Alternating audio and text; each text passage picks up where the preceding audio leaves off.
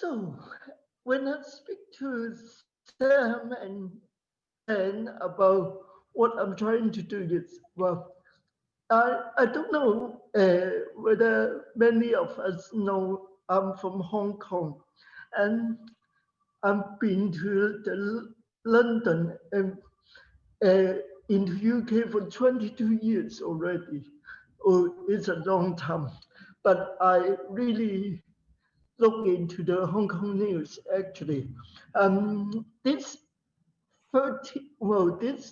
2 years actually are very heartbreaking or very upsetting news all around in Hong Kong, all over the town. For example, let me say a little bit. There is a movement, well, the government produced the anti-extradition bill legislation, and actually many people feel annoying because they will not be secured that people will get back, will be caught to Chinese government to have their their law, their court. So actually there are many demonstrations. You know, the biggest one is 2 million people in the street. Rather, for your information, Hong Kong only got 7.5 million. So 2 million people is something more than well, nearly one third, well, a quarter of people go into the street and demonstrate it. So that bill has been cancelled, but actually there are more social demonstration going on by on, but well, the police, the government is really hurting people by many of uh, plastic bullets and also tear gas also. And also one thing that there is a ruming that, well, people are died, are died, dead, are dead because of some of the behaviors from the governments or the Chinese, the policemen. And really, we didn't find out the truth because the policeman seems to be hiding some of the news that we don't know about us. So very upset at the moment. And also recently, Hong Kong get the national security law that is not really from Hong Kong.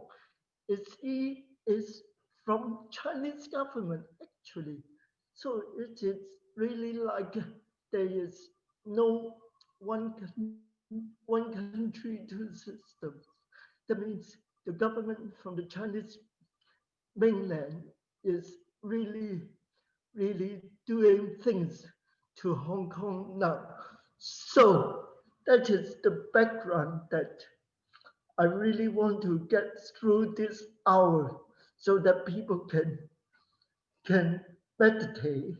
And also I want to ask Sam some of the questions. Maybe it may be helpful to you in UK to think about social justice thing, or most for me it's more importantly, I got some people from Hong Kong. They may feel a little bit comfort or something like if there's some philology thinking helping us to go through all these things. So that is one thing. So I will divide this into three sections. One is how do we obey the authority, the government, something like that. And the second part, I will talk about the church, how the church doing to be influence all the things in many ways. And final things, I will talk about actually we got uncertainty for the people, and maybe not for the people in the UK, but in Hong Kong. How can we do it? So that is the three things I want to cover this in this hour. So, okay, let's start. So thank you, Sam, to give me the opportunity like that. So, well, obeying the government, I always think that the government may be somehow always right, but in these 2 or 3 years, when I look at the news from Hong Kong, I found that it may be not the case. I don't know why, but to be honest, I can't really, really say anything because I'm not living in Hong Kong, and actually, government is not really think of the the rights of the people's demonstration. Uh, Well, policemen is using too much uh, violence to the people for the peaceful protests. And actually, how, Sam, it's over to you now. What do you think well, to be honest, let me tell you, I I got one verse like Romans chapter 13, verse 1 to 2 is something like that. That everyone be subject to the government's authority, something like that. Um, we we really want to follow the governments, but somehow they are really rude and really not fair to the people. So my question, our question to you, to say, to want to ask you first, should how should we follow the government? Like for me, they are doing the evil things, and can we refuse to follow the governments in terms of what Bible teaches that it's not justice or righteous? So, Sam, yeah. Okay. Well, here's the answers. It's going to be very simple. That was a joke, by the way. The Hong Kong situation is a very complex one, not least for someone like myself who spent most of my life in the UK.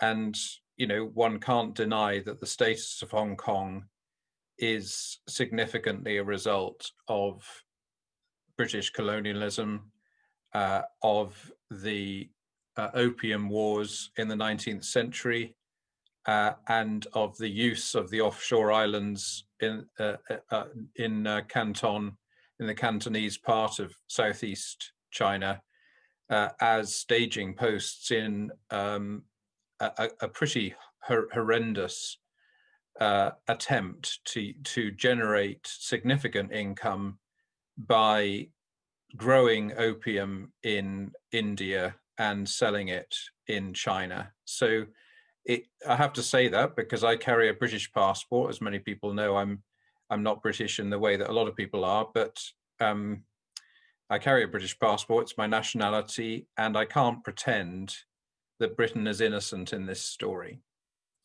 So that's the first thing to say. I have to name my location in the conversation.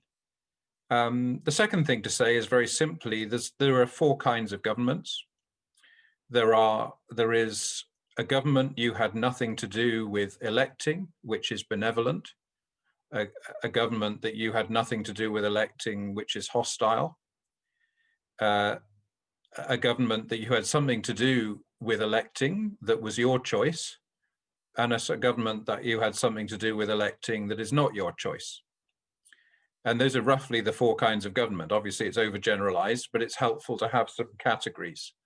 So St. Paul is talking in general about a government you had nothing to do with electing that is nonetheless broadly benevolent. There are plenty of oppressive things about the Roman regime of Paul's time. Obviously, he was executed in Rome. So, there are obviously negative things to say. However, on the whole, there was broadly some kind of rule of law. And for most of the first 3 centuries, there was a regime within which Christians could flourish, although there were periods of persecution. So what St. Paul's talking about, seems to me, in chapter 13 of Romans, is a broadly benign situation, where you didn't have to assume, just because the government wasn't Christian, that it was against you. That obviously is a very different situation to where Christians in Hong Kong find themselves.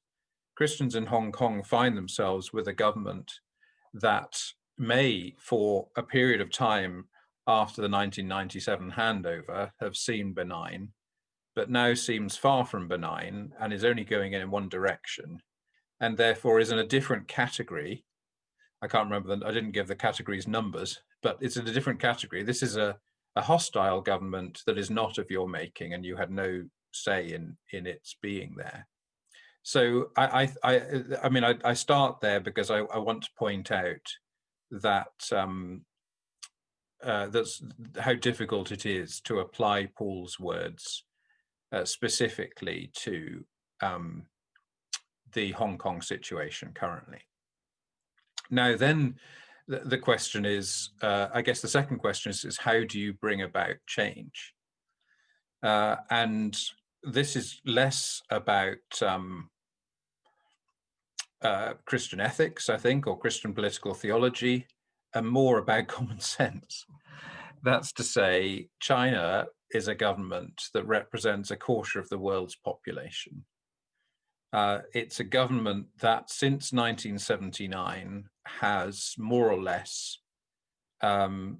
operated with its people by a kind of unspoken social contract, which is, we rapidly increase your standard of living almost dazzlingly fast, and you put up with little or no progress by way of democracy or the creation of democratic institutions that would uphold democracy.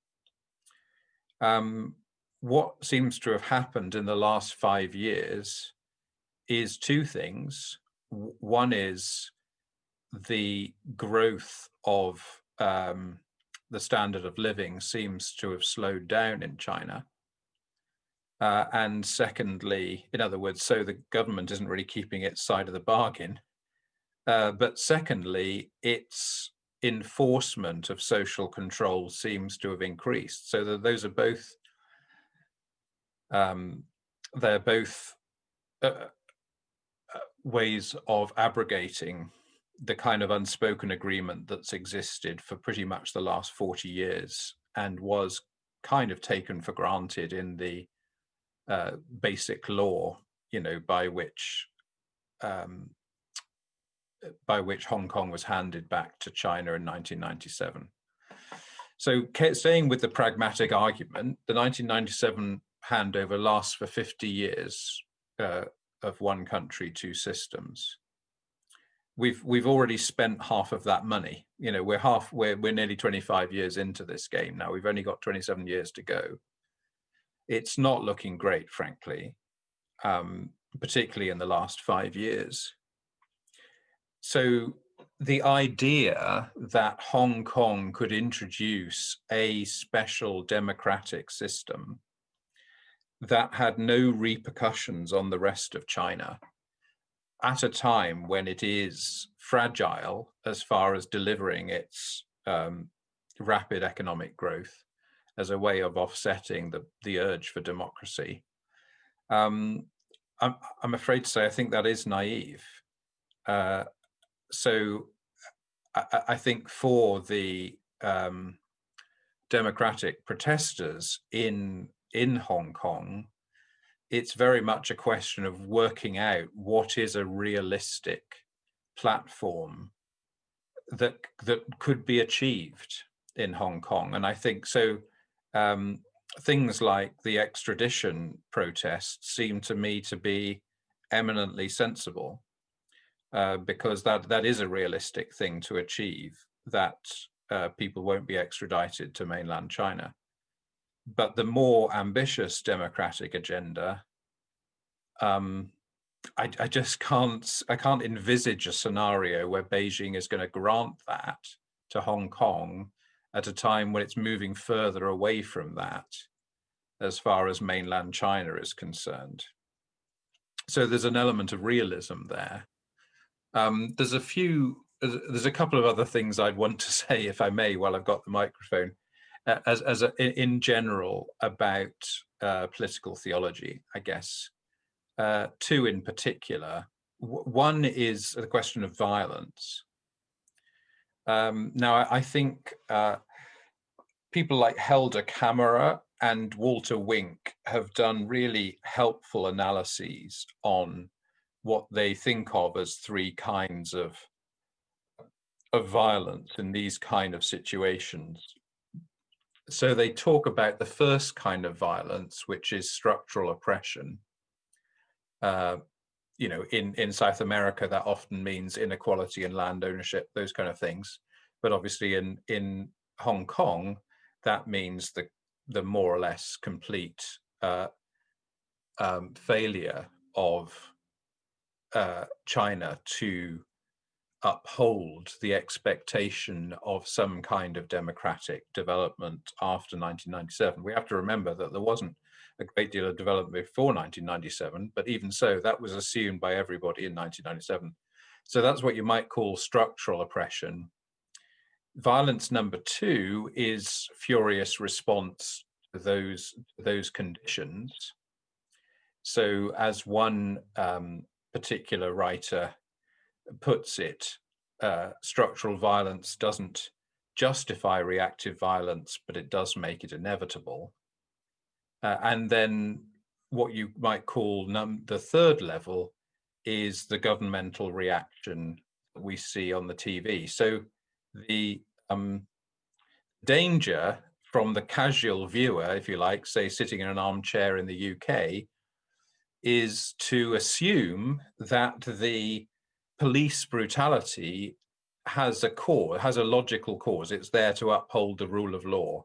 You know, that somehow there's an uprising, and in order to bring peace and order to a country, the police have to intervene. Well, that threefold analysis shows how, in almost every case of that kind, that's a wrong way of telling the story. And I think it's an especially wrong way of telling the story in Hong Kong right now. I do applaud the Hong Kong protesters for, in almost every case, maintaining non-violent civil disobedience, because frankly, they'd be foolish not to. You know, the overwhelming force of such a massive country against them is going to crush them. So the only hope the Hong Kong protesters have got is to pursue a non-violent protest. And then the last thing I'd say, which is probably a bigger point, is just to give a quick thumbnail sketch of the theology of resistance in the last 100 years or so. So the great sort of granddaddy of this is the Barmen Declaration of 1934, where Barth and Bonhoeffer and others opposed the Führer in Germany, saying there was no authority other than the scripture and that the Führer couldn't be the authority. Then probably the next, if you skip Gandhi because he's not Christian, but he's relevant to this conversation in other ways. If you skip him, then go straight to Martin Luther King, Letter from a Birmingham Jail, would probably be the next great document. And in a sense, what King points out is that the oppressor is never going to give incremental concessions. It ain't going to happen, you know, without being forced to do so, morally or physically. Obviously, King prefers morally. And then the next chapter in that story is the Kairos document in 1985 in South Africa, which distinguishes between what it calls state theology and church theology and prophetic theology. And just briefly, you know, state theology was very much the theology of the Dutch Reformed Church and the apartheid regime, which basically said, you know, the government was put there by God, very much Romans 13 theology. church theology was very much based on individual conversion and individual change, which clearly was never going to bring about the transformation in South Africa. And so prophetic theology was much more the kind of thing that's inspired the protesters in Hong Kong, and obviously inspired the ANC, civil disobedience on many levels. The controversial area in South Africa, of course, is that some people felt that struggle needed to be violent. And even to this day, there's a controversy about whether the violent struggle was to any degree a part of the handover power or actually inhibited it. So that's a quick thumbnail sketch of the kind of, if you like, the big moments in political theology in the 20th century, all of which I think have inspired in their different ways elements of the umbrella movement in Hong Kong, if one calls it that, and they're all there in the background. So I think the last thing I'd want to say is that when there is what I called, a category 2 government, that's to say one that you have had no ability to put there and have no ability to remove in any legitimate way, and that government is oppressing you, then civil disobedience seems to me not just legitimate, but essential. However, prudentially, you're going to want to look very carefully at what your goals are and try and form as broad a coalition as you can, which 2 million people is a pretty broad coalition. Because in this case, for Martin Luther King, and even to some extent for Desmond Tutu and Nelson Mandela, they had a government with a conscience to appeal to. Martin Luther King Gandhi had the British government to appeal to. In each case, those were people who were invested in keeping the moral high ground. Non-violent civil disobedience becomes a very different game when you've got a government that doesn't have any interest in keeping the moral high ground. And unfortunately, that's the situation in Hong Kong. So it's a much bleaker situation than it was in the American South, or in South Africa, or in India after the Second World War. Well, originally I got the second question about it, but you covered it already, because sorry about that. It's something like, I want to ask actually whether how can we as just a normal people, how can we react? How can we do something to promote more social justice or something like that? I don't know, but at this particular moment, you give us some insights about what people can do at the moment. Well, I'll give you 2 insights, one from the current situation in Hong Kong and the recent situation, and the other from the Bible, if that doesn't seem too pious.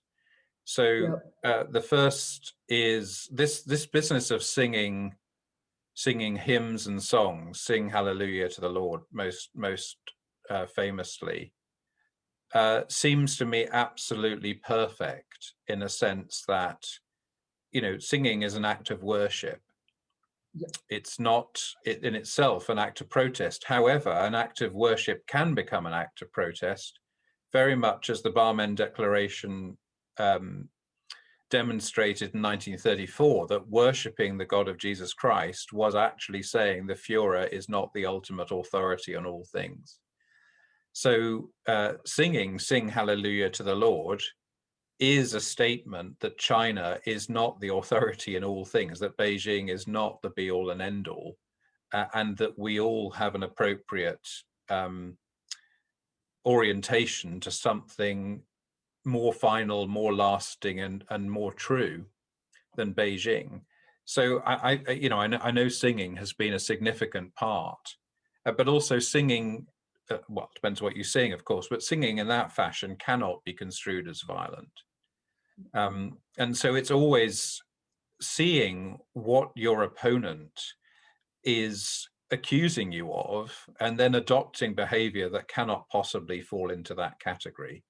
So if your opponent is accusing you of being a violent threat, singing cannot, it seems to me, come into that. However, singing certainly builds solidarity, and obviously for Christians, solidarity not just with those present, but with the communion of saints.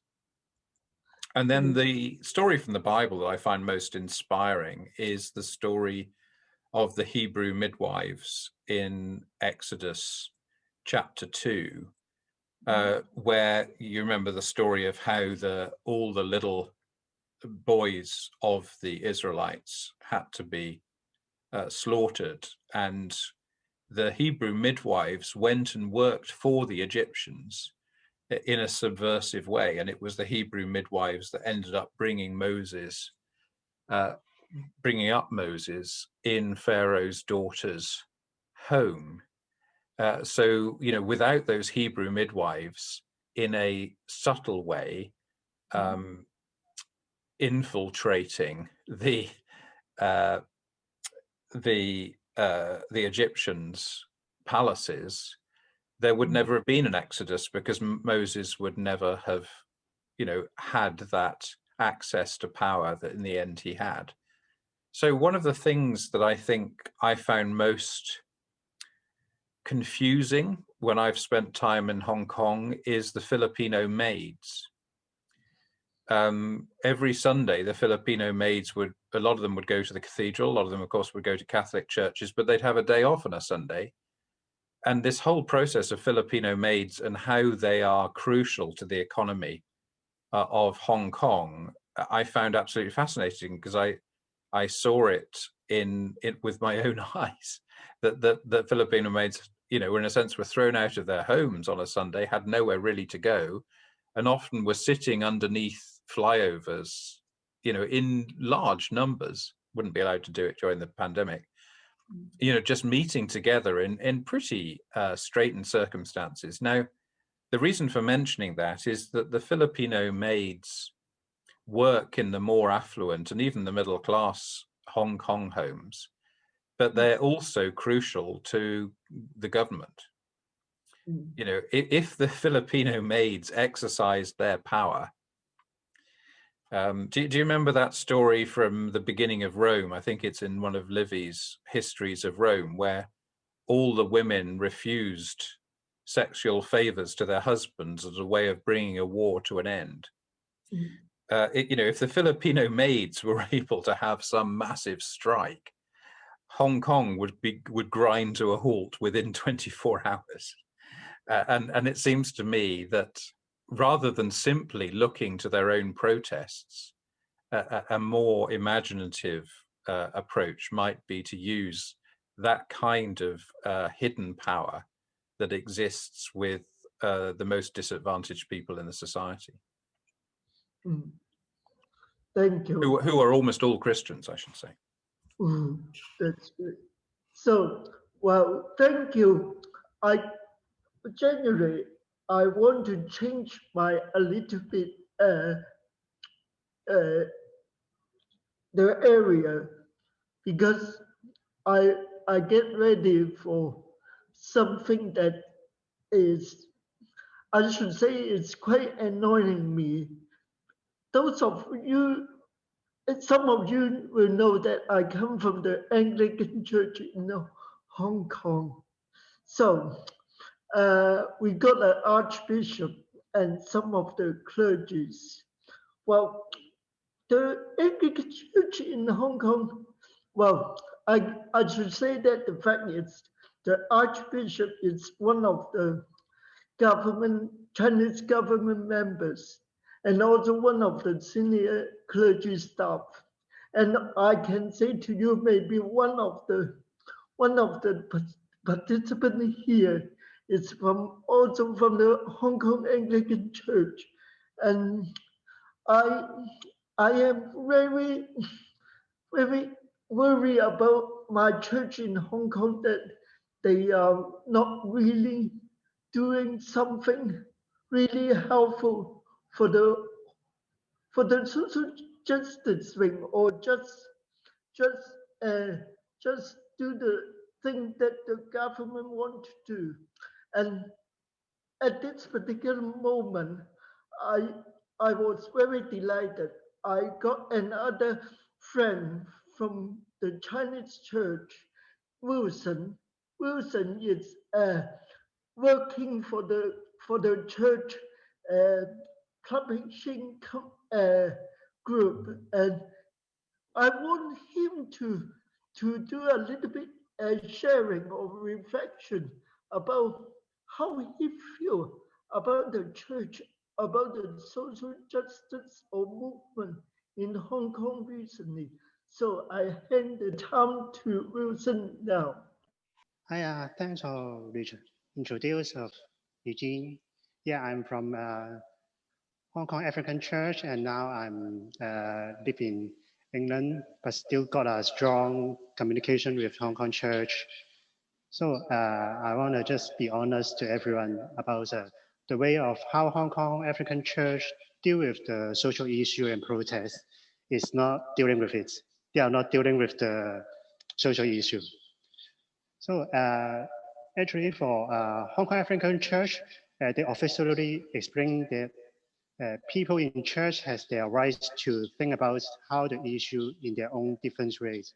So they will not offer any opinions, workshop, or any chance to talk about and guide them how to think about the protest. And they will not provide any stance for the issue. And the church think this action can make church become the communication between different sides. But in fact, the Hong Kong people, they have no idea about democracy and justice because democracies are not included in church, in school education until liberal arts started at the 2000 church. So it's become an interest phenomenon.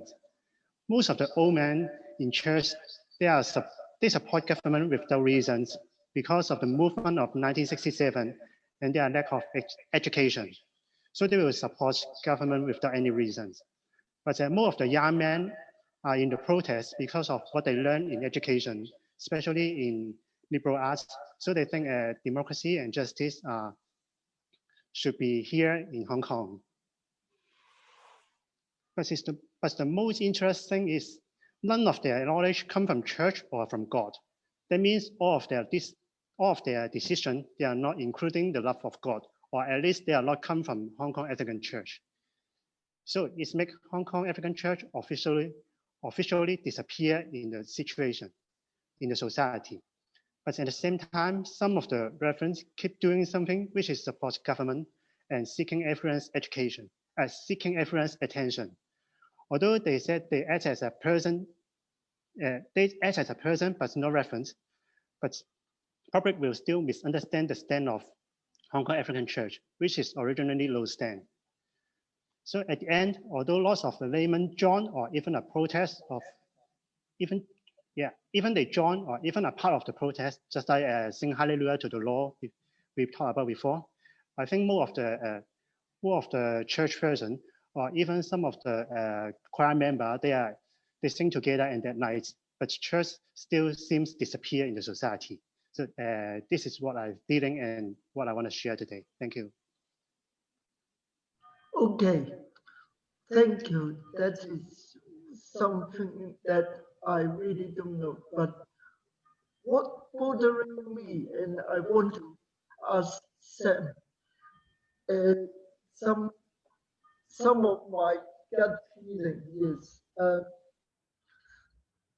do you think it is acceptable for our church members to criticize the leadership of the church, like the archbishop or the senior clergy in the church? I think I think it's right because something like I I I think that is justice or something like that. And also one thing I may want you to share, what can the church do to react to the society, to promote the social justice in terms of actually we are oppressed by senior management or something like that? Or can we do something in a small group or something like we we want to do something on behalf of Christians or church things, something like we want to promote the God's love like that, because I really think that the church is something like we should promote God's love in different sense. So hand over to you, Sam. Okay, I also like to pick up John L's comment in the chat about the idolization of democracy from the more activist part of the church, because I think that's the other end of the spectrum from what Wilson Saar was just sharing with us, and I think that also needs to be reflected upon. I guess the first thing to say is our role as Christians, it's a phrase we've used a lot in Heart Edge in the last 6 months, living God's future now. That's my understanding of what being a Christian is today. That's to say, we live in the light that that Christ has shown us what the heart of God looks like. We can't say we're ignorant of that and God's mysterious and we have no idea what God wills. We've seen God's will utterly made manifest in Christ. In Christ, we see somebody who spends his life with an accountable community of disciples, in relationship with the poor, and rattling the cage of the authorities. There's almost nothing, for example, in Mark's gospel that doesn't come into one of those three categories.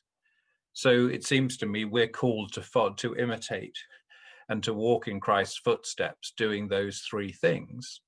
And my worry about the kind of churches that Wilson has described is that they only do the first one, and they think that's all there is. But I think a full Christian life requires all three. The second kind, being with the poor, doesn't essentially mean protest. That's really what the third one is about. But there are circumstances where protest is a form of love. When you see somebody, I'm not going to say this is Eugene, but say Eugene, you were going through, a difficult time in your life, and you were behaving in a way that I thought wasn't the Eugene that I love and have known for 8 years. I would need to sit down with you and say, Eugene, this isn't the best Eugene. I think there's a better Eugene than this, and I want to talk with you about what's happening in your life that means you're not showing the world your best self. You'd expect me to do that as your friend and pastor. And that's, it seems to me, what the protesters are doing to China. They're sitting down with China and saying, I think China is better than this. I think China actually wants and needs to be enriched by Hong Kong, not threatened by Hong Kong. And it needs to share insights with Hong Kong rather than trying to control and suppress it, because that won't work in the long term. So I applaud what the protesters are doing. I do think they exercise a certain amount of naivety if they want Hong Kong as a whole, and possibly China as a whole, to transfer into democracy at 100 miles an hour. And I think in the background of the context of this, if we think of the Arab Spring 10 years ago, the hopes of the Arab Spring about democratization were very high, and they've hardly been realized anywhere. And Syria is a nightmare case of where everybody agrees they want to get rid of the boss, but nobody can agree on what they want to replace the boss with. So it's been a healthy, well, I wouldn't say healthy about Syria, but it's been a sobering experience of what happens when you want to change, but you haven't quite decided what you're going to replace it with. Moving to the Anglican Church in Hong Kong, obviously I need to speak carefully here, because the Anglican Church in Hong Kong does not go around denouncing the Church of England just every time it seems to be in a difficult spot. However, I have spent several weeks in Hong Kong. I had the privilege of doing so. And one of the things I've discovered is just the extent of the social care that the Anglican Church does extend. I mean, a huge amount, much bigger than the Church of England, of the church's energy is spent on social projects. So nobody can say that the Anglican Church in Hong Kong doesn't care about the poor. It spends huge amounts of its social capital and its energy on some very imagined. I was very impressed with a number of the projects that I visited, when I've been there. So, it's absolutely wrong to say that church in Hong Kong is sort of affluent or turns its back on the poor. That's just not true. But the Anglicans are pursuing a policy that wasn't invented by the current archbishop. It goes back to the 1860s, and and it goes back to the 1860s, not just in Hong Kong, but across the whole of China, that the whole policy was to befriend the upper classes, to educate the upper classes, to attract the upper classes to Christianity and to worship, and thereby, if you like, to convert China from the top down. And that policy has never really changed. That's been, the investment of the Anglican Church has been very much in some of the private schools in Hong Kong and educating elites. And most of the leadership of the Anglican Church in Hong Kong comes from those elites. And so it makes 100% sense to follow the logic of that policy, to befriend the elites, for the Archbishop to be part of the parliament, or whatever you call it, in the gathering every 2 years in Beijing, and to seek to use influence in the corridors of power for good. Now, that's not a democratic approach, but it's the approach the Anglican Church in Hong Kong has taken for 150 years. So it's quite a big thing to ask the Anglican Church to change that policy overnight. A lot of people within the Anglican Church may think they want to review that policy, but they need to know what they're doing. They need to know how long that policy has been pursued. You can't just snap your fingers and say, okay, everything we've done for the last 150 years is wrong, because all the leaders, the senior leaders, the bishops and so on, of the church are products of that system. So, it's a very difficult thing to change. It's an oil tanker to turn that round overnight. Thanks, Harry, for that correction. So what I do think is legitimate is for Anglicans in Hong Kong to ask their leaders for a more transparent conversation about what their actual objectives are over a, shall we say, 5 to 20 year period, and particularly looking now ahead to 2047, which isn't that far away. What are we actually trying to achieve in relation to China? What kind of model of political system, or at least rule of law, are we aspiring to foster? And I think that's a little bit clear. That's a bit unclear, frankly, from all of the different churches, apart from possibly the Methodists, who've made their views very clear. Is what's the end game here? What's the exit strategy, to use the jargon of our time? What are we trying to achieve together here? Because that fostering of political passion, without a particular end in mind, you just think of Occupy. If you remember Occupy, you think of Extinction Rebellion, you think of the Arab Spring. There have been a number of movements in the last 10 years globally that have lit the touch paper of people's resentment and anger, but given those people no specific direction to go, and articulated no achievable goal or concession that could be gained from authorities. And I don't think they've done their followers a great service by doing that. So I think if you are going to have a mass movement on this scale, you do need to make a better job of articulating some specific goals that are realistically achievable. I think and again, as I said earlier, the best example of that was to abolish the initiative for extradition, and that was more or less achieved because it was an achievable goal. So it seems to me the best medium-term strategy for the church in Hong Kong is to reassert the rule of law. You just cannot have a situation where police are beating up random protesters. That is just intolerable in any society. And it can't, China can't be happy with that situation. It can't continue. So that seems to be an achievable thing to focus. And I think that was one of the 5 goals articulated. So in terms of very pragmatic politics, you've got to get a broad base of support, but you have to have some very achievable goals to not just otherwise you're going to lose energy, but you're as the citizen movement has been very good at portraying, you have to develop momentum in your movement by actually identifying goals that you can achieve, and therefore increase the encouragement and energy of your people by achieving those goals. I'm just a bit worried that the movement becomes too vague and therefore easy for China to dismantle, because it never focuses on sufficiently achievable goals. Thank you.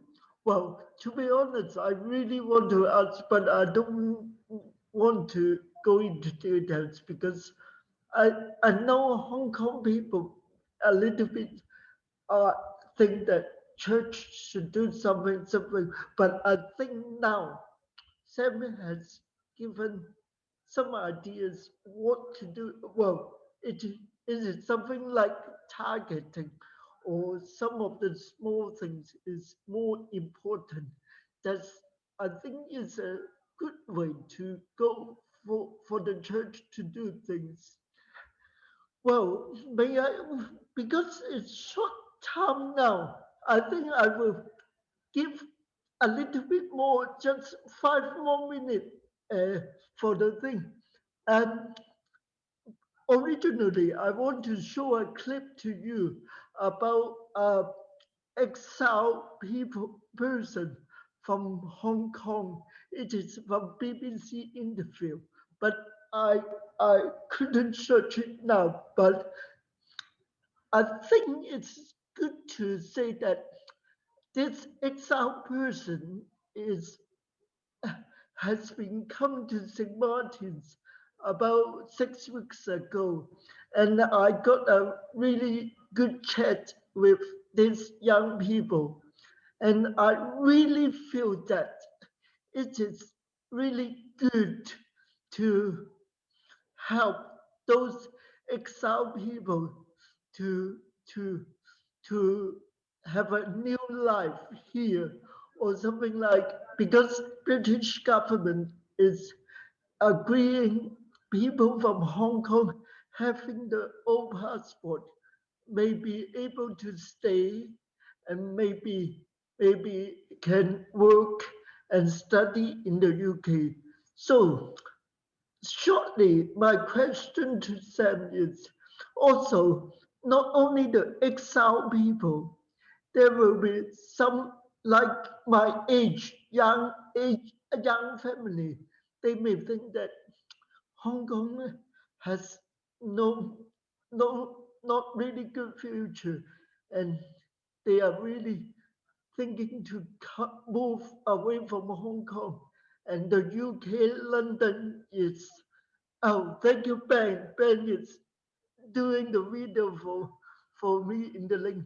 So I just want to ask Sam the last question. If the church can do, what things we can do in the London, for example, in St. Martin, can look after those exiled people or the immigrants from Hong Kong, and we may promote the social justice or promote the gospels, what St. Martin's have to those people.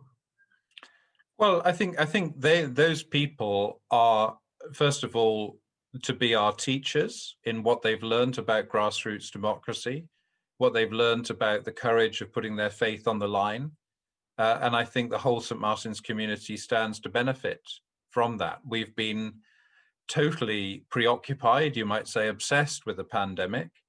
And here are people coming into our community to teach us some very basic skills and understandings, but also, an amazingly courageous example of what it means to put your life in danger for things you believe in. And whilst many people at St. Martin's are very committed to their faith, there's a relatively small number who've actually put their life in danger in a way that some of these people new to our community have done. So that's the first thing to say.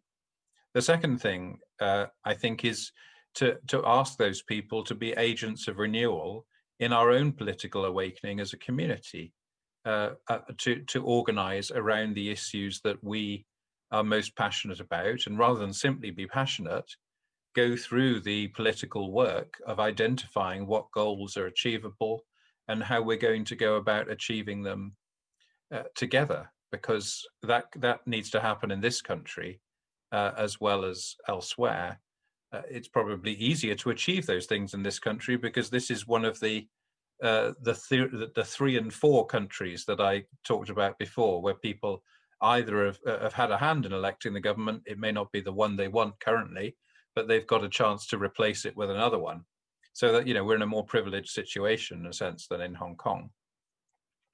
And then I think the last thing to say is to recognize from this situation what it means to have a kind of dual identity. That's to say, someone like yourself, Eugene, has a dual identity. You've spent half your life in this country. You are a person who takes democracy for granted, who acts in the public good in your professional life, and is in your more personal life, for example, in relation to St. Martin's, is working in an institution that believes in a different kind of politics. However, a lot of you still lies in Hong Kong, and the chance to realize many of those things is very small in Hong Kong right now. However, we'll continue to have communications, particularly this kind of communication. It's wonderful to have people from Hong Kong with us today. We'll continue to have travel, particularly post-pandemic. And so we need to be a community that can be hospitable to those who feel a strong sense of identity with us, but whose calling is to renew church and society in Hong Kong. And I think we have to regard that, certainly for as long as we have a Chinese congregation as part of St. Martin's, we need to see that as part of our vocation, to be, in a sense, a place of recharging batteries and of restoring vision for those whose real work lies in Hong Kong. Well, that is something that I really think it is precious that we can meditate. I think our time is up, but I just want to say some conclusion that, well,